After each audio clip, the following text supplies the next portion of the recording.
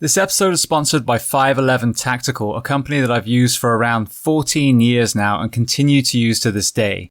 And they are offering you, the audience, a 15% discount, not on one purchase, but continuously.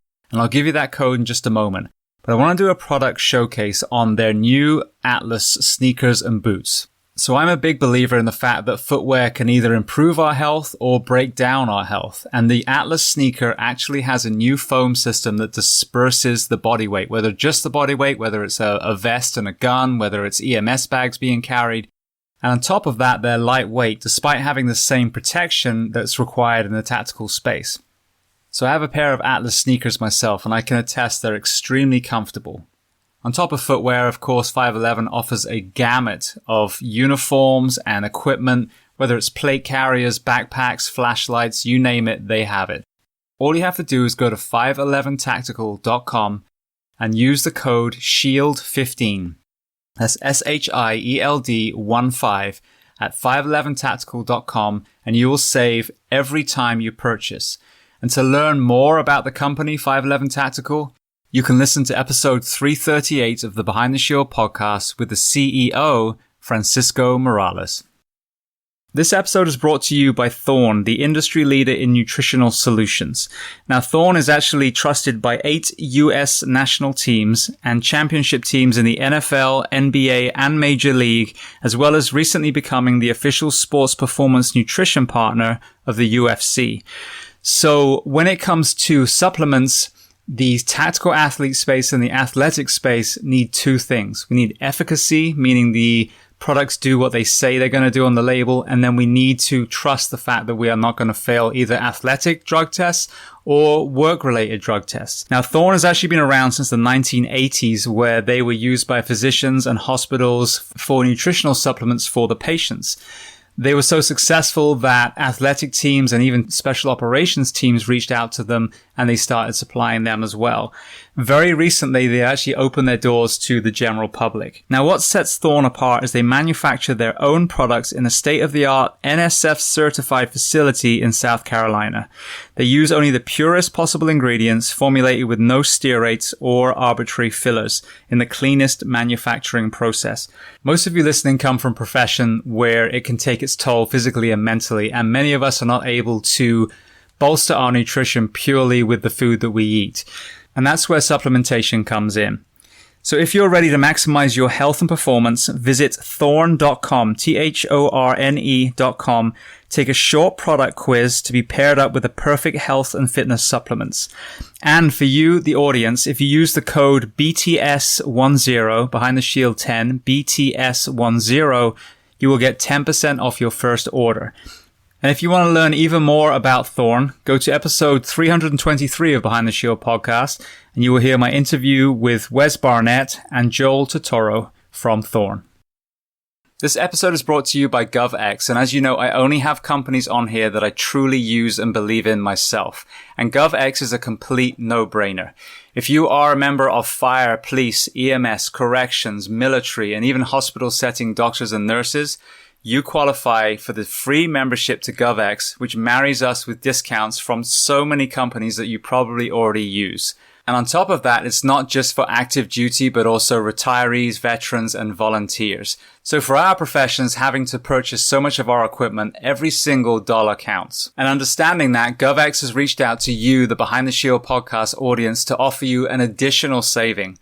On your first purchase of $50 or more, if you use the code SHIELD, SHIELD, they will give you an additional $15 off your first purchase. And another layer of GovX is GovX Gives Back. Every month they're going to sell a different patch, and the proceeds from that patch goes to a charity that supports either first responders or military. So as I mentioned before, go to govx.com, govx.com, register for your free membership, and save every single time you purchase. Welcome to episode 411 of Behind the Shield podcast. As always, my name is James Gearing, and this week it is my absolute honor to welcome on the show Chuck Liddell. Now, Chuck is obviously a legend in the UFC, but also has a very powerful life story, from the mentorship from his grandfather, overcoming physical ailments as a young boy, bullying, his journey through martial arts, and so much more. So firstly, it was an absolute honor to talk to him. He actually did this conversation on fight night on the day that McGregor and Poirier fought.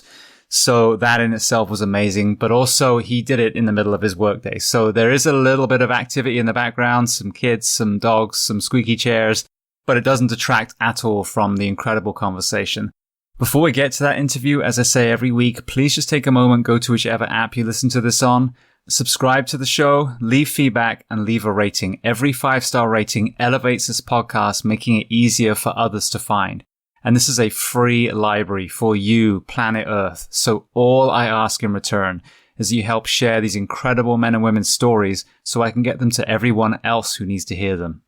So with that being said, I introduce to you Chuck Liddell. Enjoy.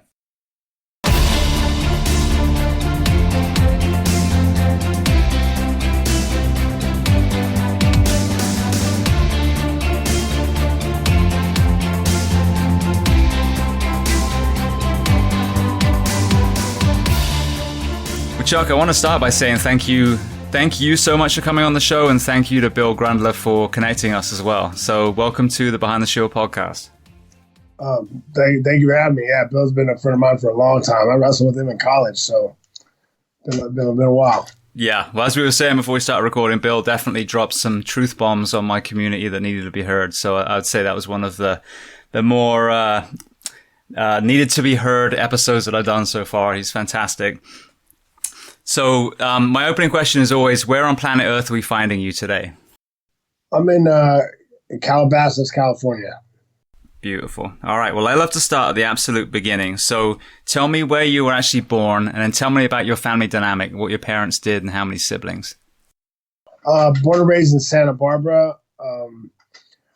It was an interesting dynamic, I guess. I mean, when I was really young, my father left, and I was raised by my mother, and but we moved in with, it was time we didn't make a lot of money. We were poor, so we moved in with my grandparents, and so, but it was actually my grandparents and my great grandmother.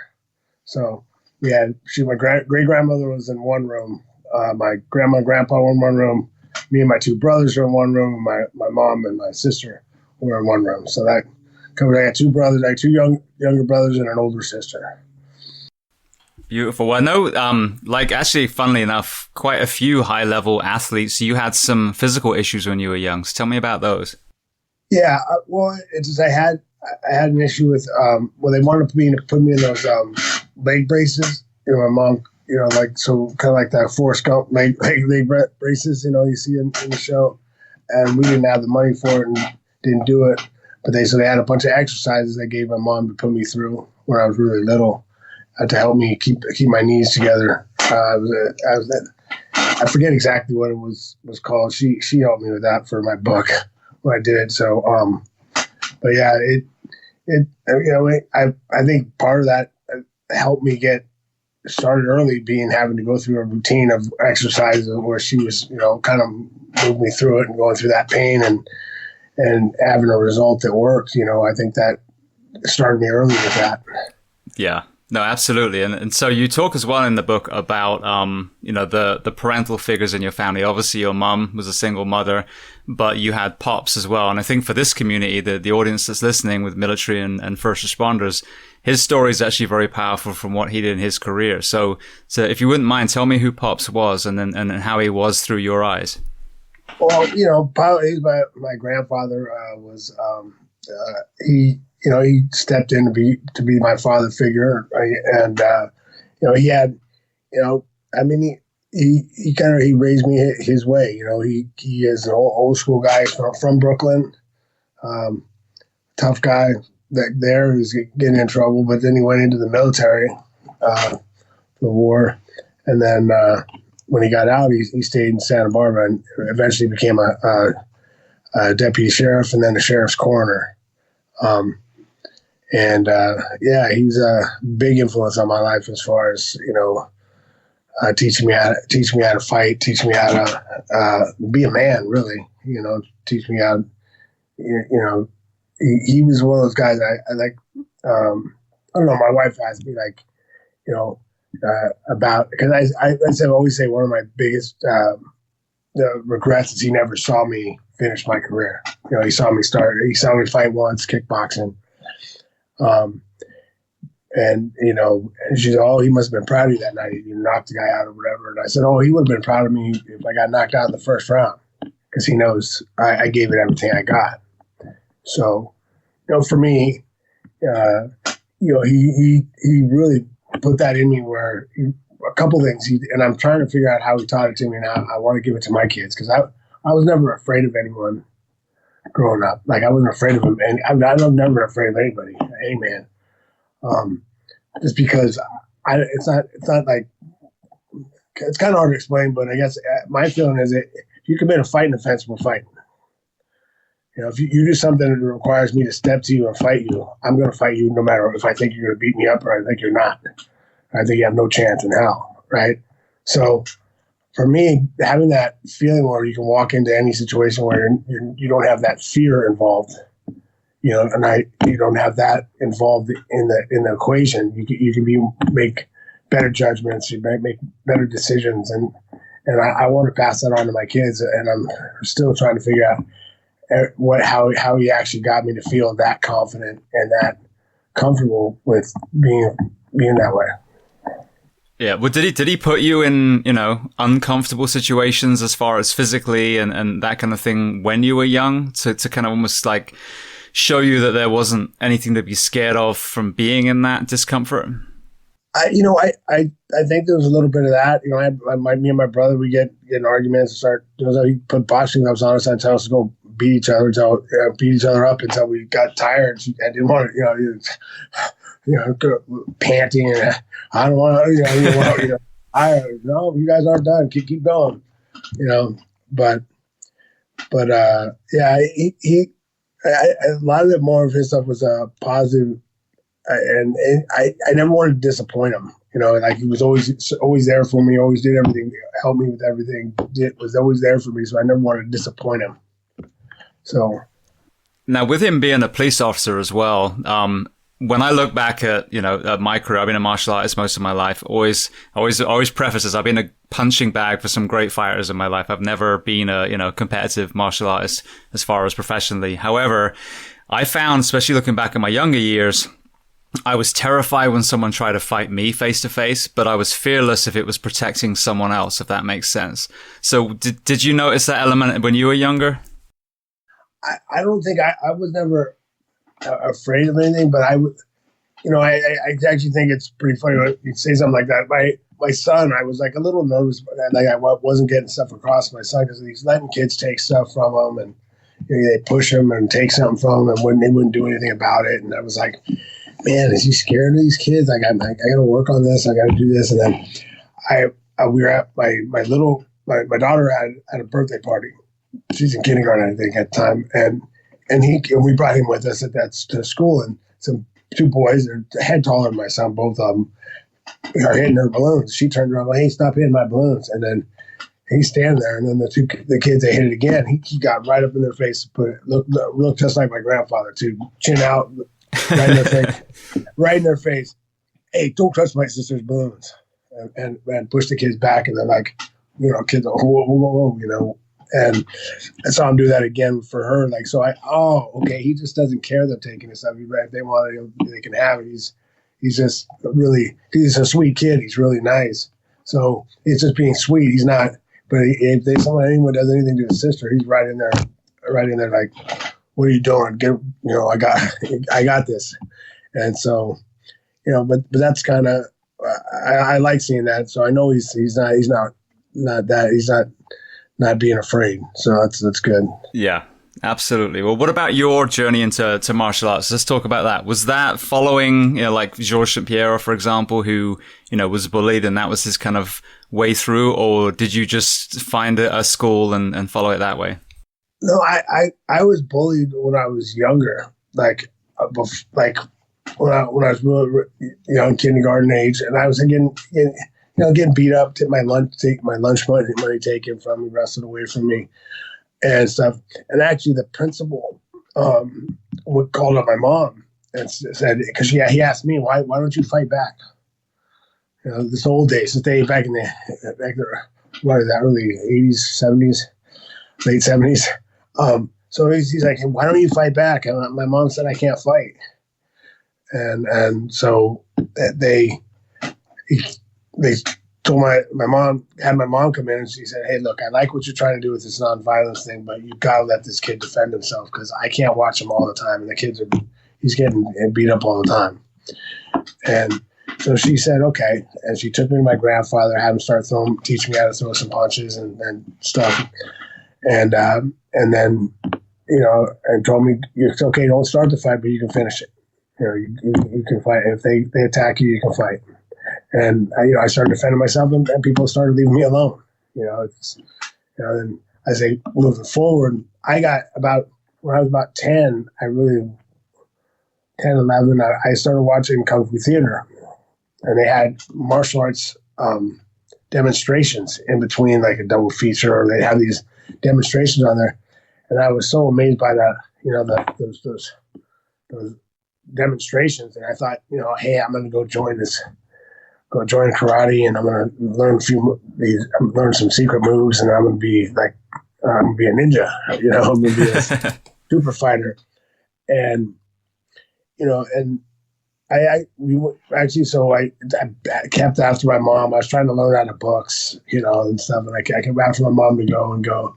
She finally said, okay, I'll get you into karate class. So we went looking for a place, and we actually went to a place. It was funny that it's a Kempo place we went to. We went to a Kempo place 3 times, and it was the 3rd time when it wasn't open when it was supposed to be. And I was, I don't know if we're going to go here. And we were walking home, and we saw the Koikan Karate dojo was on the way home, on the walk, watched the wall on the walk home. And well, why don't we check this place out? I walked in, and it was really lucky that I got in that place, because it was the perfect place for me. Because I was a real ADD kid, so I was really kind of hard to keep my attention, but I really, really wanted to be a martial artist. I wanted to learn karate. And when I went in there, they're the their style, their old school teaching, like they show you a reverse punch and tell you, go work, okay, do that 500 times on each side, and then we'll come back and check it. So you're sitting there going, okay, I gotta do this punch 500 times on each side, okay. And then they come back, but you had to get better at it, so they give you the next move. And I wanted the next move. I wanted to learn that next move. And they had a high attrition rate at 3 to 6 months, because I think that's when people figured out that there's no magic to this. You're not going to get a magic move. It's just hard work and knowledge and learning. And for me, the difference for me was I saw that as, wait, you mean if I keep working hard, if I work hard, I can pass that guy? I can get better than those guys over there? And those guys over there doing that stuff I want to be able to do, I can get past them. If the harder I work, the faster I can get past them. Oh, perfect. And I was there every day, all the time. Once I started, I was there. It was like an open thing. The gym was open from 10 to 8. And you come as much or as little as you want, 4 days a week. And then Saturdays were open for 4 hours.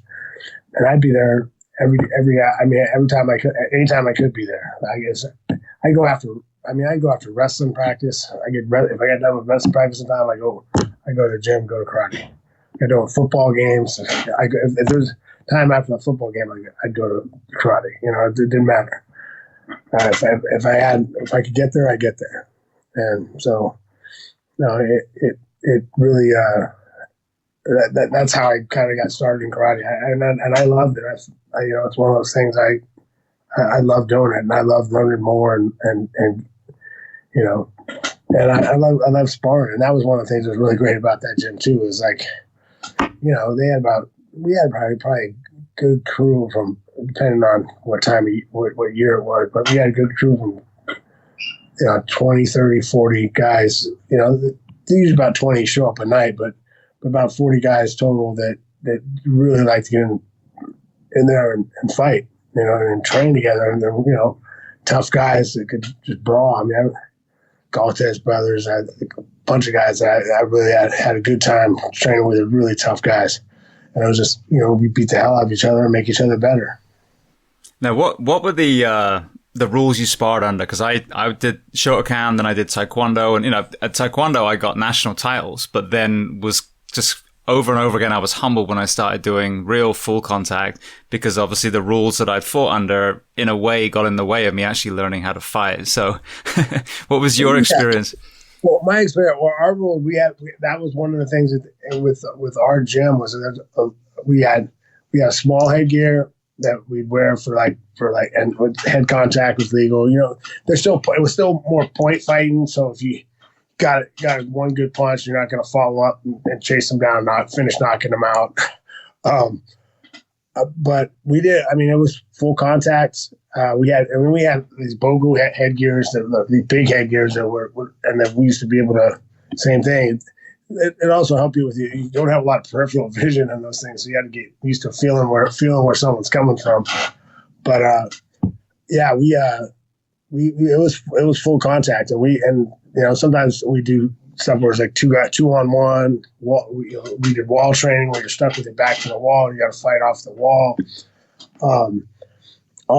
A lot of different like street scenario stuff, and it was a lot. You're allowed to grab. You could take a guy down. You could throw. I mean, we weren't doing any ground fighting yet, but there was you were allowed to do takedowns, so that helped a little for that kind of fighting too. So when you look back now, having trained in all these different disciplines now, Muay Thai and Jiu-Jitsu, if you could actually take the Bruce Lee philosophy, absorb what is useful, what would you pull out of that art, then keep to your current training? Well, out of that, I kept a lot of it. I mean, a lot of the stuff I got from there was a lot of the. I mean, I learned a lot of the basic techniques, a lot of the basics of twisting my hips and getting the power from where you get your power from. A lot of the just move, and there's a lot of foot movement in that style. So a lot of that. And one of the things I did back then too, we weren't allowed to do that, but I did it anyway. Like we had our kata day was on Friday, and I'd go for the minimum amount of time I had to be there, kata. And then I would leave and I'd go to, there's a Kung Fu school on Friday nights, would do open sparring. So the first time I go down there, you go in to spar. And I've been in a bunch of street fights at that point, but first time you go down there, you go down and you fight a Taekwondo guy and he's coming at you weird. It's a different, he's coming at you way different than the guys I'm used to. The guys I'm with, most of the guys I train with are all kind of street brawler type guys, heavy bangers that want to, you got a guy coming with his flying kicks and you're trying to, okay, wait, what's going on with this? We come in there, guys, it's a boxer, and go there and fight with them, or whatever, kickboxer or whatever style they came from. But that was one of the things I think really helped me move forward as being a fighter too. And even when I came back to our gym, and we weren't supposed to do that because you're not supposed to go outside the art or whatever. But I was a kid and I wanted to learn. And I thought going and working with other styles, working with other people made sense. So I did it on the side. Well, now, obviously, you now, as we're talking, you're in Hollywood yourself. What were some of the movies that inspired you back then as a kid? One of the ones I used to watch all the time too. I mean, it's funny, but the Master Ninja, the ninja show, I forget they're called The Master, I think it was. It was like a weekly show, and it was the guy who's driving around, his guy driving around in his van with the Master, and they're going around doing things. It was really cool back then. I was like, oh man, I want to get home to see the episode, Yeah. Did you ever have that moment? Because I did. You have, as a wide-eyed child, you're watching, the Karate Kid, Van Damme movies, Kung Fu, the series, and then you get into martial arts, and one day you turn around and look and go, oh, actually, I'm a better martial artist than most of these people that were portraying them when I was a kid. Oh yeah, for sure. Yeah, you look at it and go, man. Oh, okay. Illusion shattered. But no, I look at it. Now I guess I'm around movies and stuff, but I look at it as it's it's a movie. You get they can't be I mean, I guess got get good actors as opposed to some of the big movies had good actors as opposed to having good martial artists. So it's all good. Yeah. All right. Well, then lead us through your journey into discovering the UFC as a spectator, and then your journey into that sport yourself. Oh well, that's the fast version, I guess. I mean, I watched the first one. I was into fighting, so my buddy's like, "Hey man, this new thing's gonna be on this, 8-man enter, 1-man leave. Let's check it out." Like, it's street fighting, and like, I remember going back to like the early one. Like I saw Shamrock, I think, finished someone with a heel hook, right, or a leg lock, a straight leg lock, and my buddies were like, "What is that? Why did he tap? What? He's not doing anything. That doesn't hurt. Like, how? What?" And I'm like, "Wait a minute," because at that point I'd done a lot of martial arts. I've done a lot of reading, read a lot of different books on different stuff, and I've done a little bit of ki jiu-jitsu. So I'm like, "Wait, let me see that. Okay, how do you do that? Let me see." And I figured out how to do a straight leg lock. And I'm like, see that, how do you, does that feel good now? Like, my body's like, Why are you tapping? Why are you tapping? I thought that didn't hurt. It was, and I remember back in the day, I remember Lorenzo Neal, who's a football player, if you know, was a really good fullback back in the day. Good friend of mine, but he used to always come in, "Why don't you do this, man? You're a wrestler. And you're a fighter, like, you should be in the UFC." Like, I'm like, "Yeah, so how do we get in?" "I don't know. I'll do it." "Well, just get me in." And everybody would talk about these tournaments that you did to get in. I always hear all these stories about, "Oh yeah, my instructor went to the tournament, but he was hurting people too bad, so they wouldn't let him in." And like, come on. And at that time, there was no tournament to get into the UFC. There was no, it was, you fought places and you got into the UFC. If you were good enough, someone saw you fight, they go, "Oh, you want to fight in the UFC? Okay, good." And so eventually, like, I actually, Nick Blomgren, longer story, but he kind of got me into kickboxing. And then he actually got me into doing a mixed fight. He's like, and my buddy Alfie Alcaraz, who trained with him, was like, I told him, "Hey, Chuck's a pretty good wrestler." And I was kickboxing for him, doing kickboxing shows. He's like, he's doing a mixed fight in Vegas. And he's like, "I want to do like a couple Pancras fights on my kickboxing show." So the open hand striking fights. And I'm like, "Okay. Hey, Chuck, Alfie says you're a pretty good wrestler. You want to fight? Fight in one of these?" I said, "Sure, why not?" So I went out and did it, and I knocked the guy out head kick. I mean, one of those ones that kick him right in the head, and face goes straight to the floor. And a guy comes up and goes, "Hey, do you want to fight in the UFC?" And I'm like, "Sure." And I was next thing I was fighting in UFC 17. I was an alternate to the tournament, and the rest is history, I guess. I mean, from there on, I fell in love with the sport and just kind of kept going. Beautiful. Well, just you mentioned about open hand strikes. So what is your philosophy? I had Bas Rutten on the show a little while ago, and he was obviously talking about that for street fighting. What is your philosophy on open hand strikes in the real world outside the cage? Well, I mean, they work. I mean, if you're worried about hurting your hands, I mean, they're a good option for you. I mean, I always liked elbows in the street because they work pretty good, and you can make them look like you were trying to push the guy. Wait, hold on. Am I going to get myself in trouble here? No, there's only police officers listen to this. You're fine. Yeah, no, but I was doing a thing for police officers in the sheriff's department. They were asking me, just down the sheriff's department down here in Ventura asked me to do a thing on something that happened. They showed me a video of something that happened in a jail, and what should they have done different, and what could they have done better, kind of thing, in a small like PSA sort of thing to their deputies.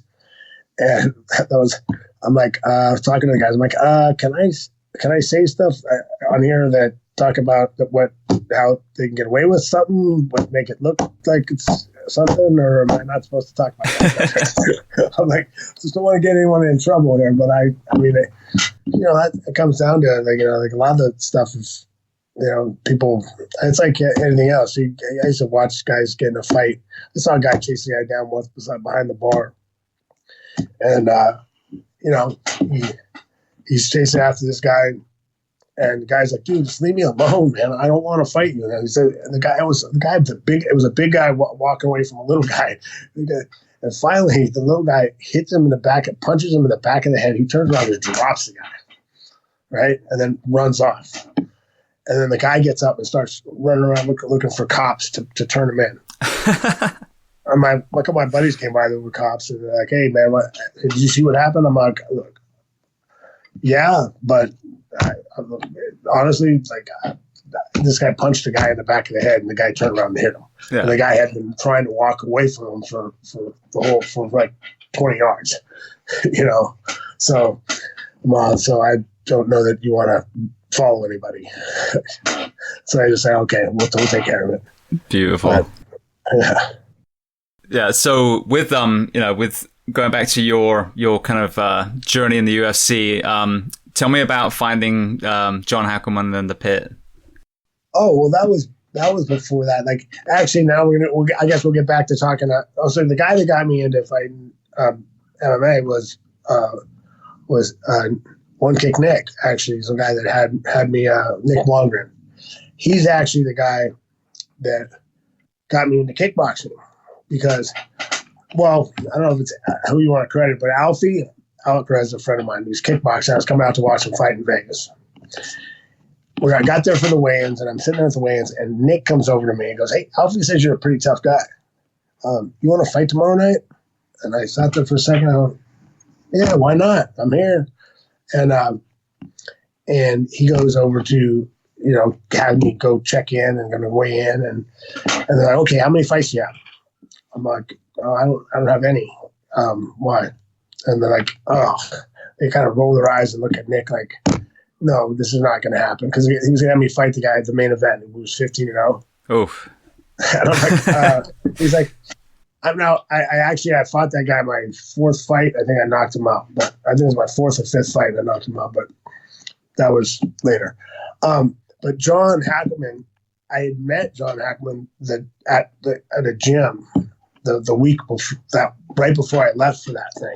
I went the gym I used to train at called me in to spar with this black belt that was coming in, and we did point sparring like at the gym, like no, not real head contact, but just like point sparring, like tap to the face and look hard to the body, and you could do some. Right, I think I took him down a couple of times, but other than that, he was kicking my butt, and I hadn't had anyone kick my butt in a long time. So I got his card, and they talked about training together. And his card said, world champion kickboxer. And I'm like, and so I put it in my pocket and didn't think about it. Went to watch the fight.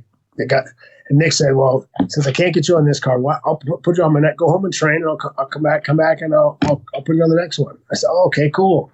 And as I'm driving home from Vegas, I'm like, hey, I got that guy's card in my pocket. So I actually called John Hackleman up and said, hey, I want to train. I started talking, this guy talked about me about kickboxing. I want to compete. So, yeah, I want to train. Come up to my house. So I came out to his house. Short version, I went up and I sparred with him. He beat the piss out of me for about 19 straight minutes. His buddy, Jesus Sanchez, who's another martial artist, he had his unofficial time was 19 minutes when he decided to call it. He was like, come on, guys, stop. I think he just got tired of seeing me get hit. I never just boxed in my whole life. John's was 200 amateur fights, probably 60 between boxing and kickboxing, like 60 some odd pro fights. I'm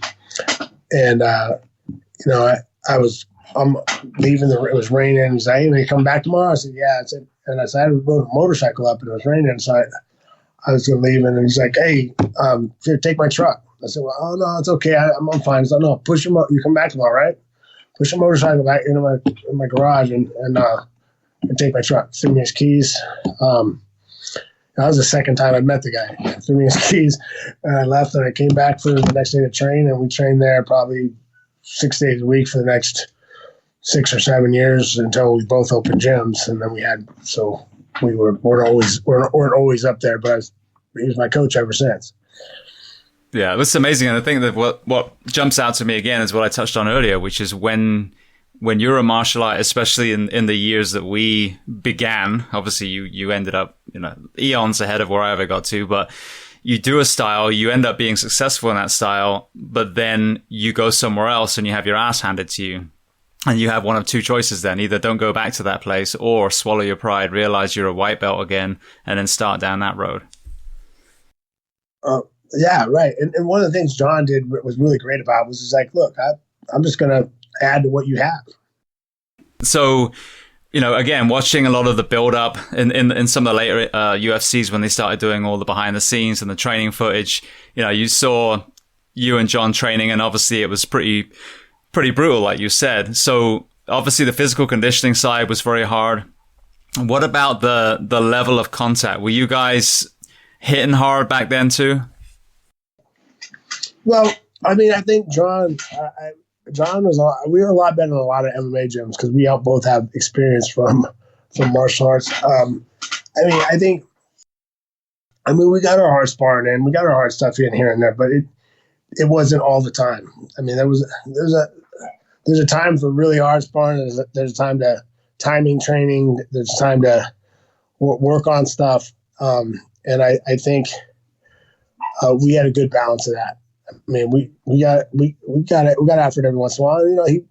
He'd see it and see when we started going after and going hard with each other and go, okay, if that's what you want to do, all right, go guys, have fun.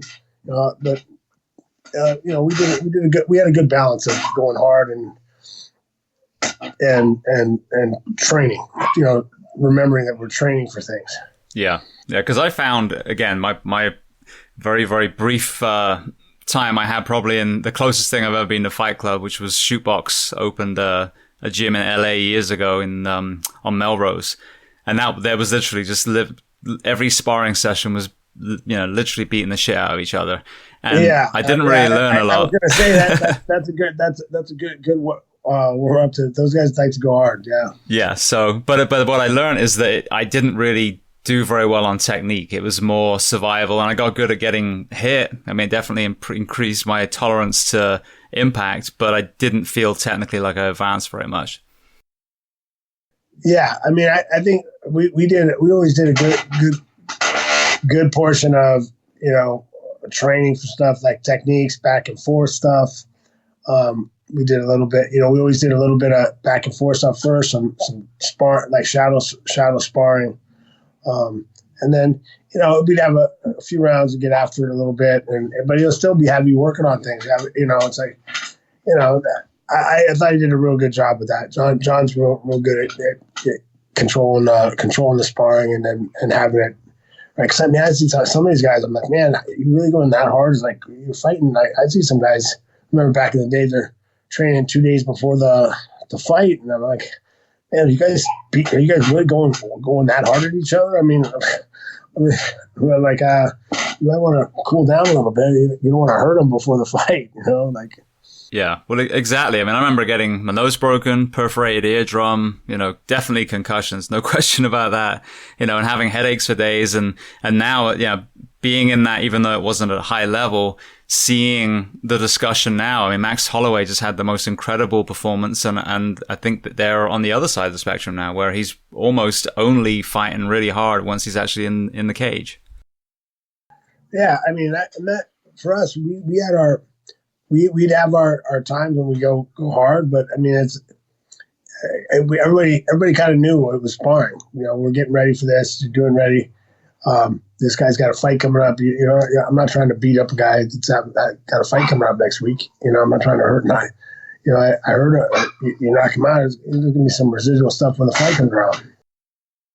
Exactly. Well, with the pit being forging men and women, obviously in fire in that particular facility, or with John's training, One of the titles of one of your chapters that really stuck with me was, you quote, being mentally tough is not a sometimes thing. And that really resonated with me in my profession. Like, for example, our crucible, whether it's fire academy, boot camp in the military, police academy, that's the first step. And a lot of times if it's run well, it will be really hard to get through that. But then you have to hold that standard yourself and your employer as well through your entire career. You can't just pick and choose when something's going to be hard and then be a part-timer after that.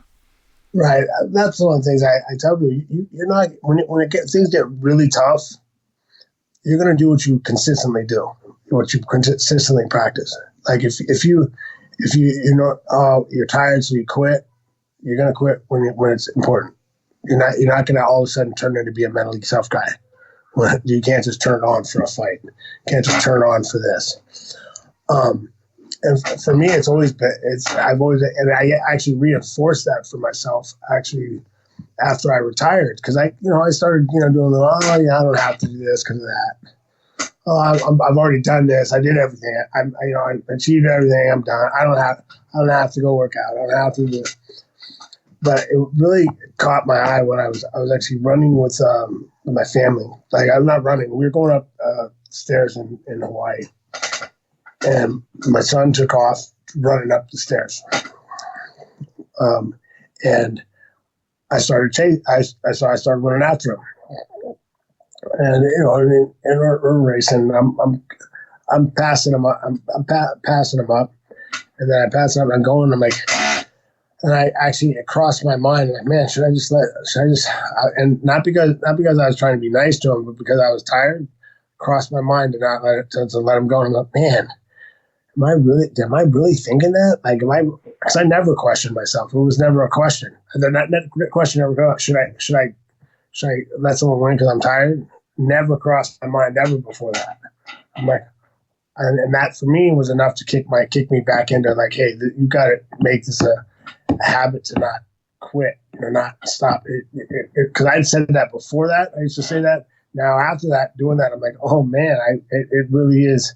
I'm letting myself slip to where I'm actually asking myself, should I give in because I'm tired and let him have it, or and for me that was a big moment for me, just reinforcing what I feel about it's mental toughness isn't it's an everyday thing. It's an all the time thing.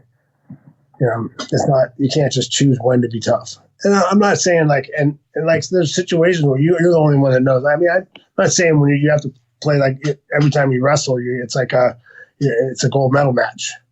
If you're in a position where you might get hurt and you're thinking, I'll just let him have it because I don't want to get hurt right now. It's not worth, getting hurt over. That's the difference. You know whether you made that decision for that reason or because you were tired and didn't want to fight for it. But you'll be the only one that knows that you made that decision. You know which one it was. You can't fool yourself. You know which one it was. So I'm not saying you can't be, smart when you're training and working out and doing stuff. And some things are worth fighting over if you might get hurt doing it, but. Because, I was that way as a kid, too. Like, sometimes when I was training, I wouldn't give up anything just because I got to fight for it. I can't stop. I can't give up anything. I didn't want to get hurt during training when you really probably shouldn't have taken it. It wasn't worth that risk. But it's a balance as you get older. But yeah. Well, it's like you hear some of these guys saying, I never tap. Like, well, then how do you train after they break your arm? I don't quite understand. Isn't it better to say, all right, you got me. I'm tapping. Lesson learned. Let me see if I can avoid that next time. But yeah, the tap is there so that you don't get hurt and you can continue training. Yeah, and exactly. Like, I'm the last guy to tap to a choke, but that's a choice, right? Anytime you tap into like an arm bar or like even if it's a neck crank, because sometimes guys it looks like that choke, but it's really he's getting a neck crank and then you're tweaking your neck, right? That can be a long time recovery thing where an ego. Okay, I didn't tap, but he busted my arm, but I didn't tap anyway. See, I'm tough. My arm's not going to work for 6 months. doesn't make sense. No, and even in, like the CrossFit world, I coach and I'm a CrossFit athlete as well. It's one of the exercise, methods that I think works well for our community, but there's that whole tendency to PR, and the same with the deadlift. Like, if you pull X amount and it's 85% of your max, brilliant. But if you hurt yourself on 100%, but you get a new number on the board, what have you achieved? Absolutely nothing other than 6 months of rehab. Right. Well, you mentioned cranks and, locks. So again, up to this point in the story, you're a stand-up fighter and then obviously a wrestler as well. So tell me about your journey into jiu-jitsu. And again, was that humbling when you first started? Well, Scott Adams was my partner in my gym, and he was doing jiu-jitsu and started doing jiu-jitsu. So I started training with him. And, I think I took a class at Beverly Hills Jiu-Jitsu place. I did one gi class, I think, and we did one without a gi with Marco Huas. That was first time doing stuff, and then I went. Actually, I still use a neck crank I learned in that day to this day with guys. I get one of Marco Huas's neck cranks all the time still. But then I went on to work with I think Mark Lehman taught me that. I did a class. We did a jiu-jitsu class with Mark Lehman there too, or he was working the desk maybe. I think I told him, man, I'm going to fight in UFC, and he's like, yeah, sure you are. Yeah, it was funny. But then I started working with John Lewis in Vegas, and he started helping me get ready. Get ready for that fight, and work with him for a long time. He was my jiu-jitsu coach for fighting, and I actually really love doing jiu-jitsu. I like it. I mean, it's one of those things where people are surprised. Like, I think I surprise people a lot of times when I do jiu-jitsu with them, because for some reason they think I'm still new to jiu-jitsu. Or I started jiu-jitsu in '97. That's more experience than most people on planet Earth. Yeah, I've been doing it for a long time, but yeah, it's actually, and for me, I tell you, it's fun for me to learn, because there's so many things to learn. Now, did you have a kind of humility story where you first went, either gi or no gi, and again were caught by something like, oh God, here we go again. I'm learning, I'm learning from scratch yet again. Well, that for me, like when I first put a gi on with someone, like I was rolling with John Lewis, who's at the time was fighting 155s, and I was fighting 199s or 200, and just he had that like spider guard, and like just he went to sweep me, and I'm like just swept me, and I'm like, oh, like, because you can't, I thought I'd get my hand up. I was at a pretty good pace. And I was really good at pacing out, and he taught me real quick how to do things, even like the arm triangle I got caught in from Jeremy Horn. I honestly didn't even know he had. I didn't think he had anything. And if I thought he had something, I think I would have got out of it. If I just started squirming right away because I knew what he was trying to do, I thought he didn't have anything, and there was only 10 seconds left. So I'm like, well, I'll just wait here. And he just slowly got tighter and tighter and tighter. But yeah, I mean, I think back then there wasn't a lot of good guys out there. I was rolling with guys or other guys who were learning, so I didn't get as much of that where like you got to step in and everybody's slick and doing all this crazy stuff to you. So I was learning. I got to learn at my own pace, and I learned pretty quickly. And John Lewis would take me through things quick. He taught me. One thing I did really good, I concentrated on about 25% of the techniques. I concentrated on staying in good position, getting out from underneath people, getting back up, and not getting caught in submissions. So I was trying to learn the basics of all the submissions as fast as I could. And I kind of perfected a few different moves of my own. And I was creative with it. I just like Scott Adams would roll the knee bar, and I use that. His technique for doing that, I'd roll the knee bar, and everyone thought I was going to the knee bar, and then halfway through, I just let go and pull my leg out and stand up, and everyone went, "Oh, oops." Oh, I thought I thought I was countering that. Nope, he's standing up. Why is he punching me in the face? Yeah. So it was. I think a lot of it had to do. I just had to spend a lot of time trying to work on the basic stuff that I needed to stay in control and get back on my feet. Now, did you feel like there was a kind of race for knowledge back then? Because just when people were discovering, the Brazilian Jiu-Jitsu element, there must have been a sense of, I need to become better than other people before they learn more than me. Because it was literally like this, people had almost never heard of it. And all of a sudden there was this like tidal wave of Jiu-Jitsu knowledge that people needed to learn. Right. And it was, but at that time too, we were all trying to figure out how to put them all together, right? With gi, without a gi, no gi, with gi. How do you train sparring and wrestling and jiu-jitsu together, and how do you mix it together? How do you get ready for a fight? It was a big learning curve back then, and I think the people that consistently did better were the guys that were really trying to learn and get outside. So you got some of those guys got stuck in like, oh, my style is better. I'm just going to stay with my style and I'm going to do my style. And those guys kind of started slowly slipping off. If you weren't ready to evolve and improve, you're going to get passed up really quickly back then. Yeah. Well, something that I'm getting, from reading your story as well is that Muhammad Ali is famous for quoting that he hated training, but obviously, he was an incredible champion, but it was the time in the ring, I think, that he really enjoyed. Were you kind of the opposite, where you almost enjoyed the journey and the training more than chasing a belt or a title? Yeah, I really was. I really loved every part of it. I like training. I like getting up every day. I like trying to figure out how to beat somebody.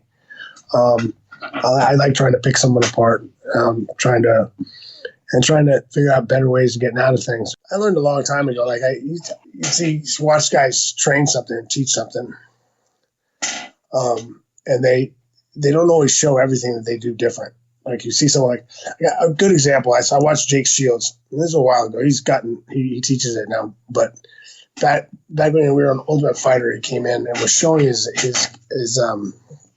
guillotine. And I'm like, and he has a great guillotine. He finishes guys. He does a great job with it. And I'm like, what? Wait, he's teaching it the same way everybody else teaches it. He's not doing anything. He's not teaching anything different. And I was looking at him, but so what is he doing different that makes it work different? And then, oh, okay, that's what he's doing. He's got his hip. Okay, I see that.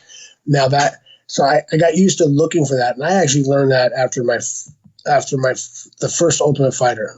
I was coaching the guys, and I was showing them a move that works for me all the time. Which most of the time, probably 85% of the time I use it, I'd be able to get up and get to position I like, right? And it wasn't working for them. They just couldn't get it to sit, couldn't get it at all. I'm like, man, these guys are pretty good at what they do. I was talking to one of them was four. I'm working with fours. I'm like, wait, do that again. What is he doing wrong? Why isn't he getting this? I'm like, oh, he has to push the arm first, and then he's got to get that little momentum going this way first, and then do the move for it to work. Because I didn't really even notice I was doing that, but it was natural for me to do it. So it was natural for me to pop the person, so to load the hips a little bit, so I could have the ability to make that move work. And he started doing this. Oh, and he got it. And he started working for him. So I'm like, oh. So, I mean, I think that first Ultimate Fighter really helped me as a coach learn to teach better. Because, knowing how to do things is one thing. Knowing how to teach it's another. Yeah, absolutely. Well, another thing that you talk about a little bit in the book is, your love of chess when you were younger. And people that just know you as the literally the man in the octagon probably don't understand the analytical side of your fight philosophy. So how do you, how much time do you take on actually analyzing an opponent before you fight them? Well, I try to go through the films and try to figure out when they were available. Back then, sometimes it was hard to get films on guys. But the more film I have, the more time. So I always used to say, like, the more time I get to spar with you, the better chance I have against you. I'll get better against you every time we spar. Every time we train together, I'll get better because I know how to. I know what kind of moves you do. I know what things you try. I'll start picking apart how you set up things and how you react to things. And if I can figure out how you react to things, I can figure out how to land something. So I actually really like that part of it, like trying to figure out and trying to watch and do my homework. Well, I know you've talked about, wishing you could have had another fight with Rampage. If you could go back and talk to young Chuck, what would you tell him to do differently to be able to beat that man? I think I had some stuff figured out for that, but it's one of those things that I need to mix some stuff up with him a little more, and do a little more wrestling with him. I think at that point when I started getting away from, I started getting away from, and I would go just going out and striking with guys, and I got away with some of the stuff I got away with. I mean, I got caught that fight, the last fight. I thought. Well, before that, I thought I should have had him too, but it's one of those things. Going back, I think I should have done a little more keeping him off balance, not letting him know he can just sit there and strike with me. I mean, I think I've given that advice to a lot of people over the years now, because I got away from one of the things that made me great in the beginning is I could fight anywhere. And I could control where the fight was, and I keep you guessing on what I wanted to do, whether I wanted to take you down or if I wanted to stay up with you. And when I got away from that, it made it a lot easier, an easier fight for people. When they know they don't know what you're going to do. They know what you're going to do, and it made it a little easier. Now, you obviously peaked to the point where you were a champion for years. What was your mindset that kept you being able to focus on training when you were winning? Well, I think that a lot of that had to do with part of it has to do with, I think, as a fighter or it's more about the improving and the getting better and the actual winning of titles or winning of things lasts a couple of days, a week, that'd be getting excited. It doesn't last maybe a month. I don't know. I can't even remember how long I was excited about it. As far as I was more excited about who am I fighting next? When am I going to fight next? When am I going to be ready next? And I think that was always the driving force, was that is just the improvement and getting better and becoming a better fighter and chasing that who's next to prove I'm the best. Yeah. Well, conversely then, so what about when you started having losses, mentally, what was that like for you? Being on the top and now having each time to go back and figure out how to beat the next person. It's one of those things. I mean, looking back, it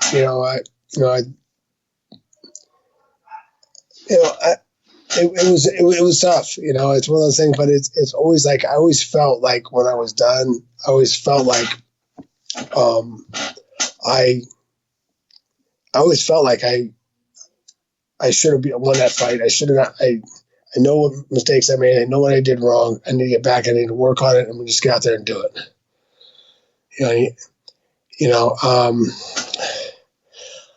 And I think I waited too long to actually try to change the way I was fighting, because I did feel like I got away from mixing up everything, and I should have been mixing some of my wrestling in more with my striking and doing some of that stuff earlier, and I think it might have made a difference, but in the longevity of fighting. But I fought till I was 40, so I mean it was funny. I was watching a fight. Well, it was quite a while ago now, but they were talking about one of the guys I knew, and he was 31. And I was talking about him being an aging fighter, or being way past. He should have retired a long time ago. He needs to retire. He's getting too old now.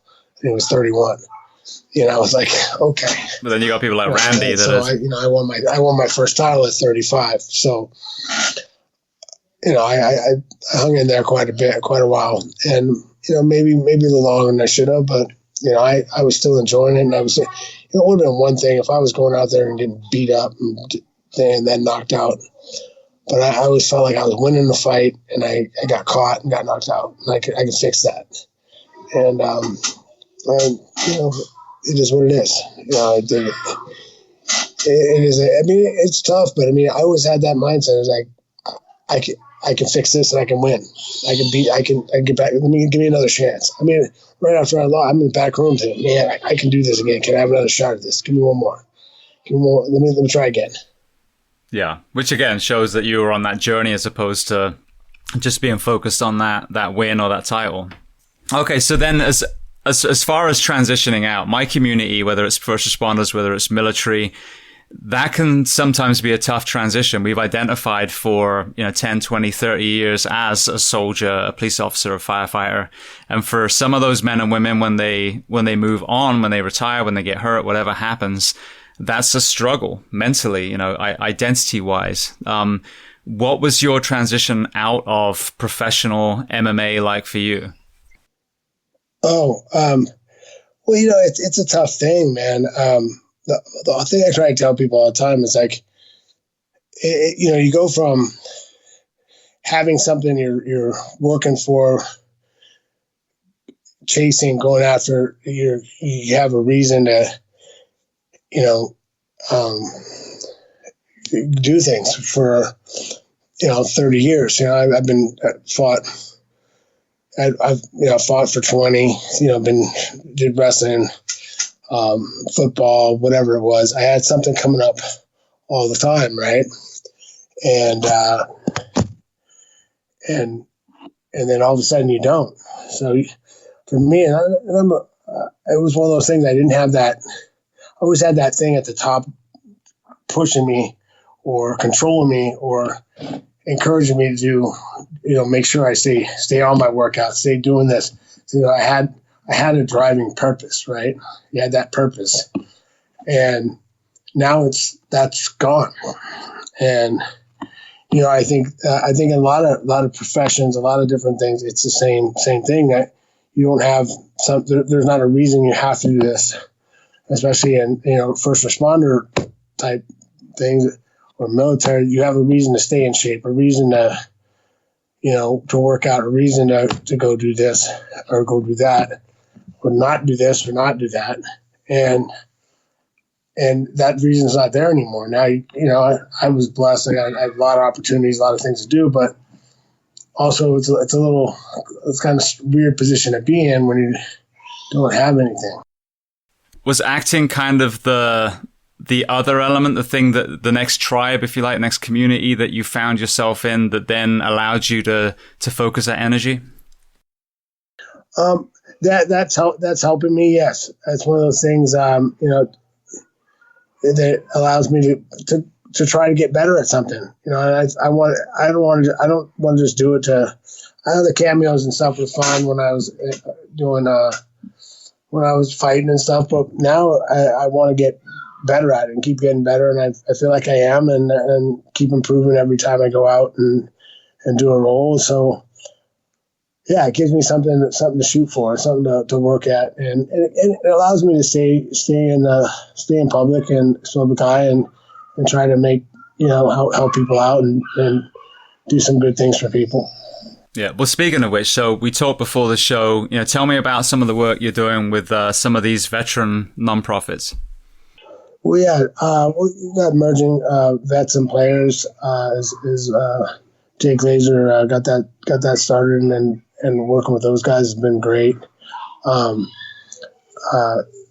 E3 guys at E3 Ranch in Kansas have been doing some stuff with them lately, helping some military guys.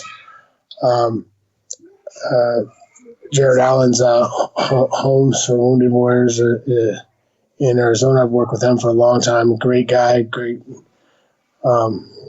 organization, helping guys out. And I like doing things to help the vets and all the first responders, the guys that that put their lives on the line for us and to allow us to have have our rights and our lives.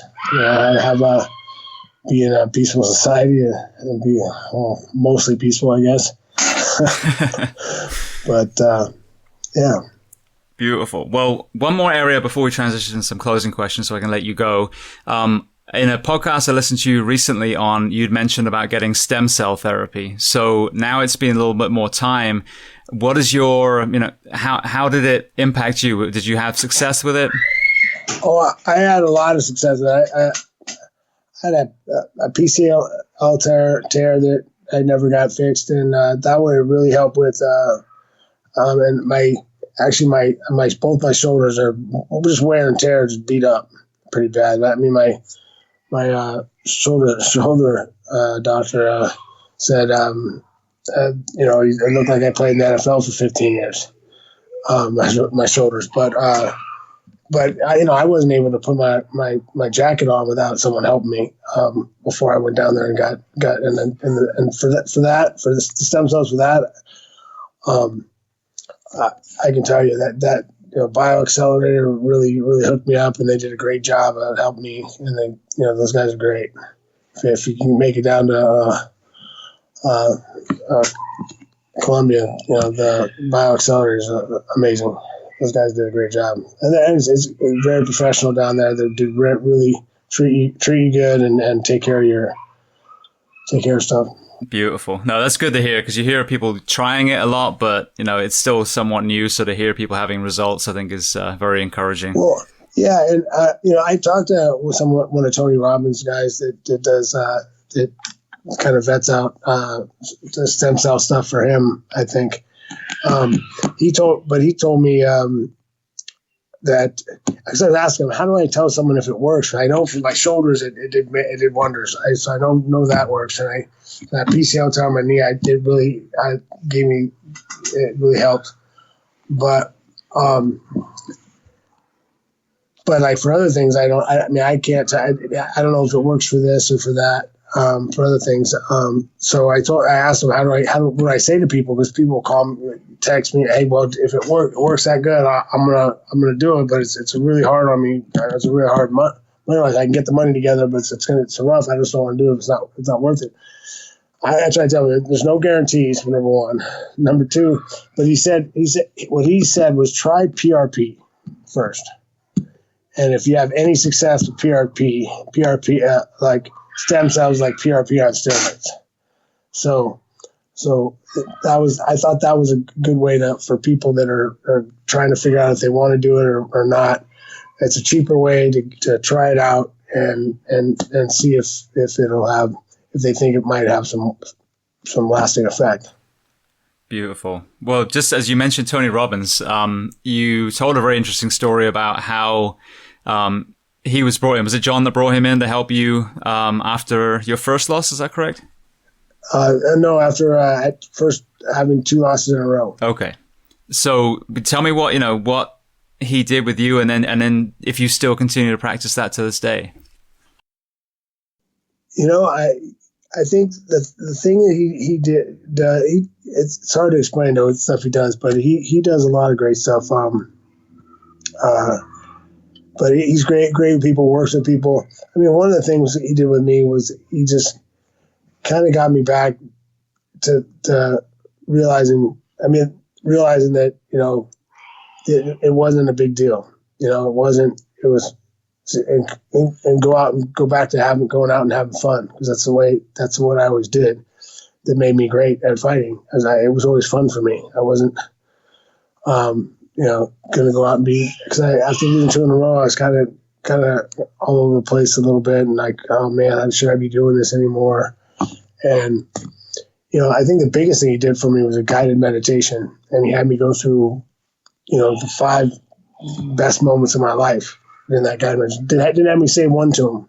He didn't tell me the best moments of your life, basically, the top 5. And at the end of 5, he's on, hey, tell me, not one of those had anything to do with fighting, did it? I said, you know what? No, not one. And he said, well, then quit worrying about it and go out and have some fun. Yep. All right, man. That's some of the best advice I ever had. And I went out. That was the last fight I won. It was before that. So, yeah, he came up to my room the night before that fight.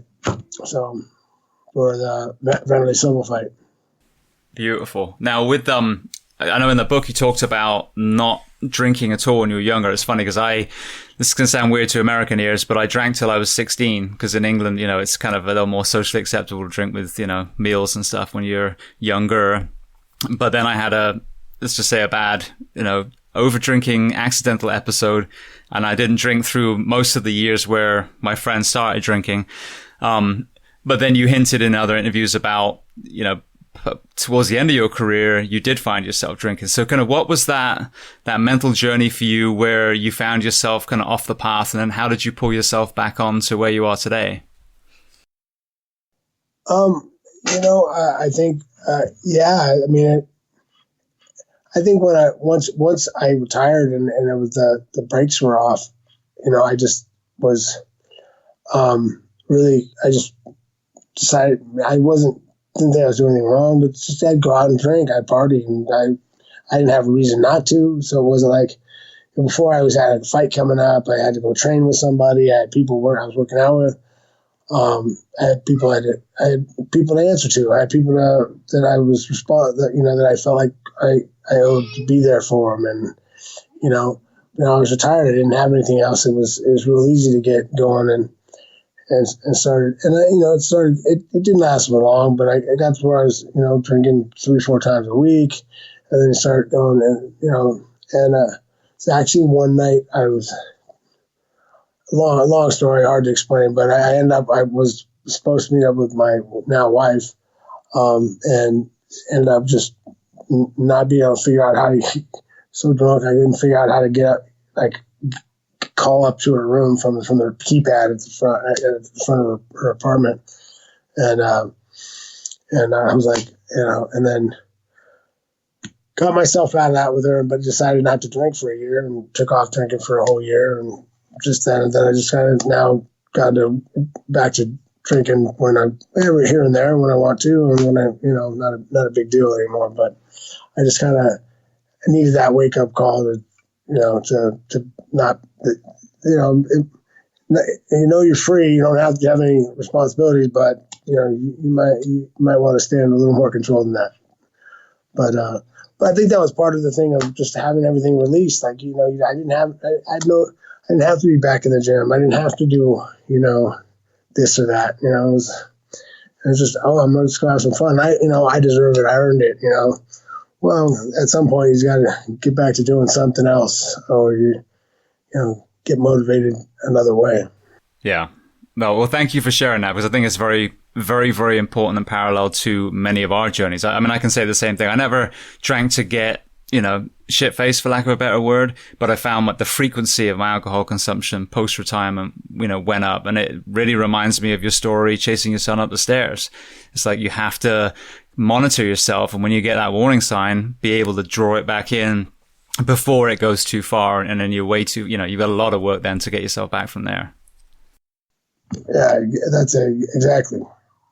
Brilliant. All right. Well, I want to be mindful of your time, so I want to switch to some closing questions so I can let you go, especially on today's big day where Conor and Dustin are fighting. So thank you again for doing the interview on that day. So the first question I'd love to ask, you have a biography. It's named Iceman, which I read and is phenomenal. So everyone listening out there, I urge you to read that to truly get the full story. Are there any other books that you love to recommend to people? It can be related to what we've discussed today or something completely different. Yeah, reading the Bible a lot more lately, but other than that, Yeah, no problem. The Bible's a great answer. We'll stick with that. All right. So then the next question I'd like to ask is a movie or a documentary that you recommend. Now, before we get to the answer, so you had Cage Fighter come out last year. So I want to make people aware of that. And then also the 30 for 30, Chuck and Tito, I thought was an incredible documentary as well. Yeah, I those guys did a great job of covering a lot of complex issues in a short period of time. As best they could. I mean, I thought it came across really well. All right, next question. Is there a person you'd recommend to come on this podcast to talk to the first responders, military, and associated professions of the world as a guest? I mean, any of those guys, like Jared Allen would be great. Get him on here. He's a good dude, good for people. Yeah, I don't know. Adam LaRoche, another one, friend of mine. He's this guy from E3. Those guys, those guys are, not only supporters but helping vets quite a bit. So they'd be good guys to talk to. Perfect. Thank you so much. All right, then the last question before we make sure everyone knows where to find you online. What do you do to decompress these days? I still, to be honest, to decompress, I still hit the bag. Do jiu-jitsu, hit the bag, roll, spar, so anything having to do with martial arts. That's my kind of my happy place, and where I get the time I can, shut my mind down and just think about that. Love it. All right. Well, then, very last question then. If people want to reach out to you, find you, follow you online, where are the best places these days? It's at Chuck Liddell on most of the social media, like Twitter or Instagram. I think we can get chuckliddell.com running up and running again soon, but it's kind of, we haven't been doing that for a while. But we can get running again soon because I got a few things coming up. I'm probably gonna start a podcast sometime later this year, and we also have I'm gonna put a show out, no Chucks Given, which is going to be more like it's kind of like a travel show, but just me doing what I like to do, things I like to do, and showing you the area I'm at when I'm doing it. So it should be pretty interesting. Should be some fun stuff. Beautiful. All right. Well, Chuck, I want to say thank you so much for you to take time out of your day, especially today, which is a big fight day. And obviously your family in the background, so I'm taking you from them too. I truly, truly appreciate you taking the time to speak to the audience today. So thank you so much. Yeah, my pleasure, man. Take it easy.